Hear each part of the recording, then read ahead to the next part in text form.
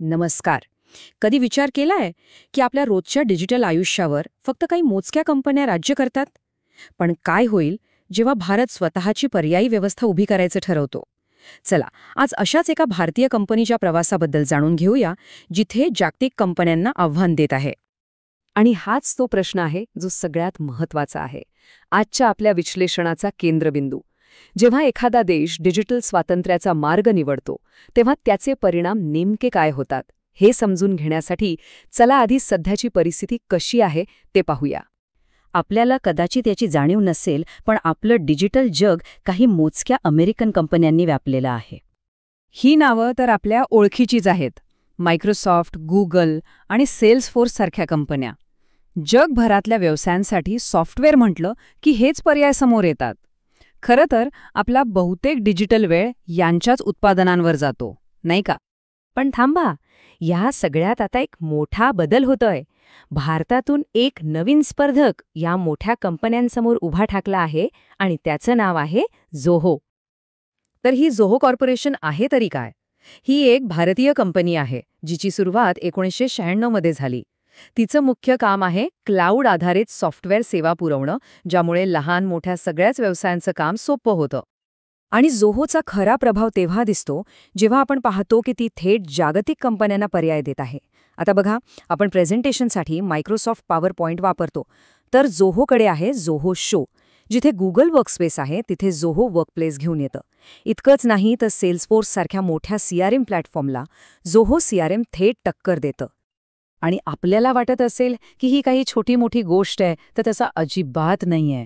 जगभरात तब्बल 100 दशलक्षाहून अधिक लोक झोहोच्या सेवा वापरतात. हा आकडाच सांगतो की कंपनीवर किती विश्वास आहे आणि तिची पोहोच किती मोठी आहे. पण मग प्रश्न येतो की अचानक हे सगळं का घडतंय? भारतात होमग्रोन किंवा स्वदेशी तंत्रज्ञानाकडे इतका कल का वाढलाय? यामागे एक मोठी भावनिक आणि राष्ट्रीय प्रेरणा आहे. आणि याचं उत्तर या एका भावनेत दडलंय.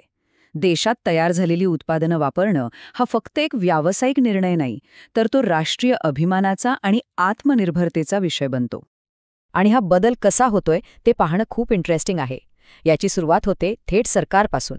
मग हळूहळू देशातले उद्योग आणि कंपन्या हाच मार्ग स्वीकारतात आणि पाहता पाहता ही एक राष्ट्रीय चळवळ बनते.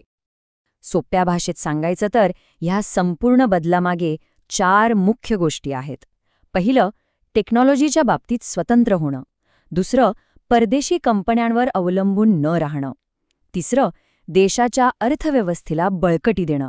आणि चौथं म्हणजे राष्ट्रीय अभिमान वाढवणं.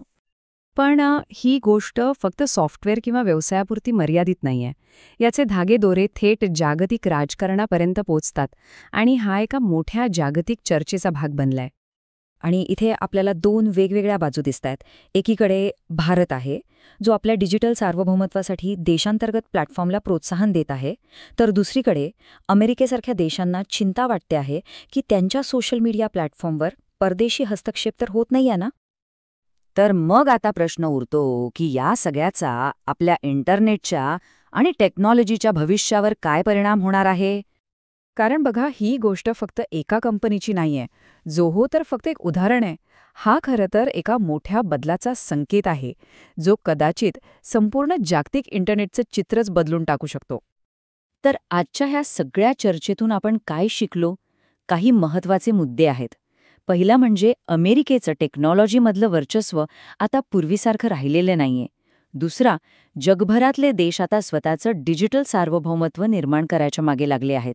आणि तिसरा, जो कदाचित सगळ्यात महत्त्वाचा आहे, भविष्यातलं इंटरनेट एकसंध न राहता अनेक राष्ट्रीय किंवा प्रादेशिक तुकड्यांमध्ये विभागलं जाऊ शकतं. आणि शेवटी हा एक मोठा प्रश्न आपल्यासमोर उभा राहतो. काय आपण खरंच अशा युगाकडे चाललो आहोत, जिथे इंटरनेटचे तुकडे होतील आणि प्रत्येक देशाचं स्वतःचं एक वेगळं डिजिटल जग असेल? यावर नक्की विचार करा.